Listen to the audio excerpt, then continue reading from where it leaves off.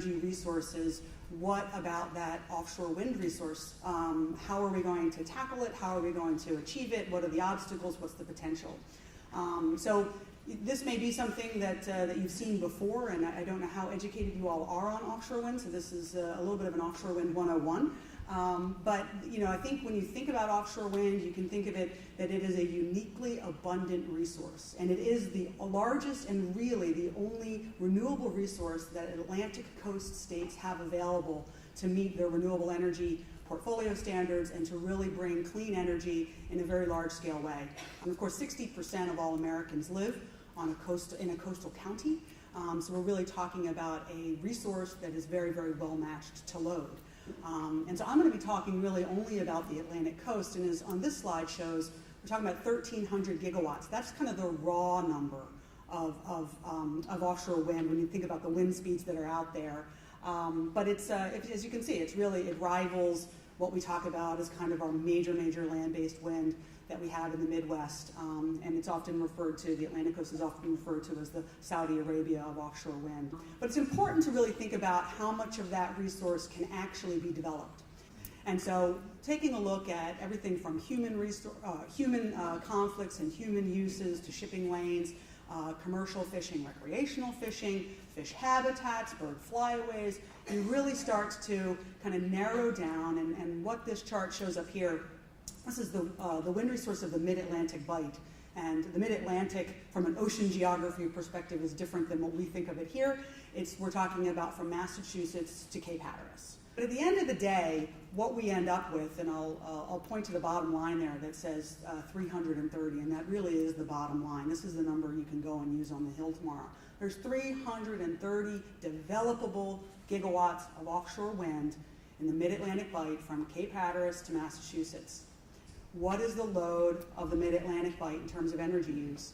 The electricity load, so again, we can't talk about, we're not going to use offshore wind, we're not going to use wind for heavy industrial, we're not going to use it for heavy trucking, we're not going to use it for aviation. When we talk about electricity load, the end-use electricity load in the same area is 73 gigawatts. 73 gigawatts versus 330 gigawatts.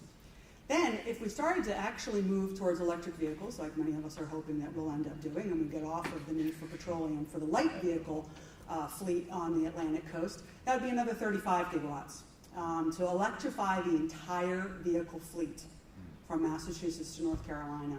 So 108 gigawatts end use for our entire electricity load, as well as electrifying our fleet. We've got 330 gigawatts of developable resource.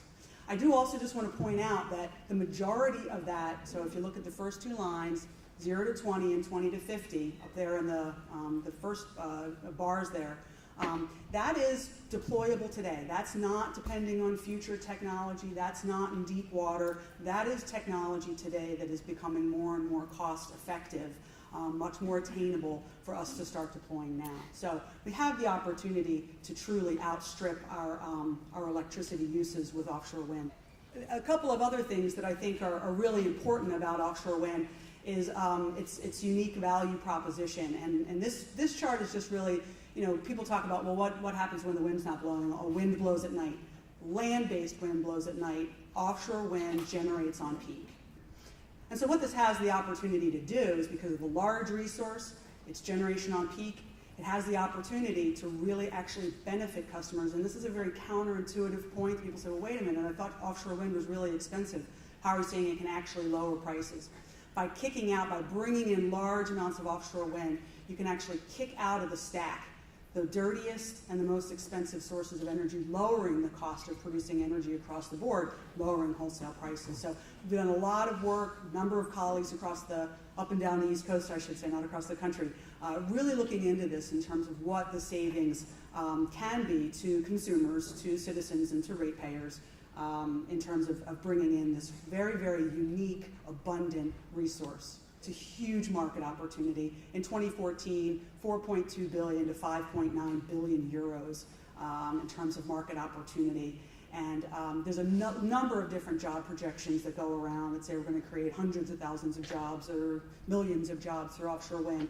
Just from the experience in Europe alone, what we know is that in the mature industry, you generate about 9 jobs per megawatt. So if we're talking about 300,000 megawatts, you can do the math.